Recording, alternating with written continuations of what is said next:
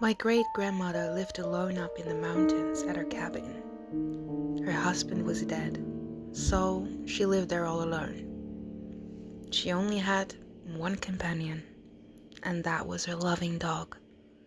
They both adored each other, and the dog was a great comfort to her. Every night when she went to bed, the dog would lick her hand to let her know that he was there to protect her. One night, she had gone to bed, and the dog had licked her hand, like he had done routinely every night since her husband died. But this night was different. She had woken up in the middle of the night because she heard her dog whimpering. She wanted to comfort him and let her know she was there for him, so she stuck her hand out by the bed, and she felt the dog gently like a hand, like always. She figured he was just cold, so she went back to sleep.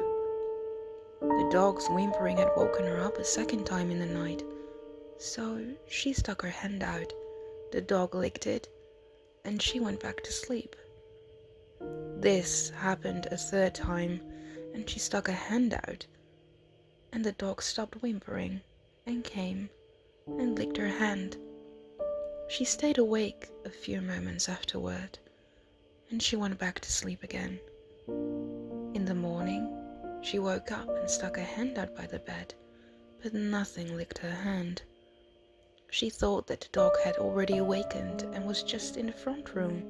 She rolled over and got out of bed and heard a drip, drip, drip, drip. She thought the sound was coming from the kitchen, so she walked over and turned the handles on the sink faucet, but it wasn't the source of the noise. After frustratingly checking the sink and its pipes, she gave up and continued into her bathroom to take a shower. As she got closer to the bathroom door, it was evident that the sound was coming from within. She opened the door, looked above the bathtub, and gasped in utter horror. There, hanging from the light by his collar, was her loving companion. His blood was dripping into the bathtub. She screamed and began to cry, wiping her eyes and sobbing. She turned and looked into the mirror. In the mirror, she saw the dog's reflection, and written on the mirror in her dog's blood, with drips and streaks hanging down from each letter, were the words,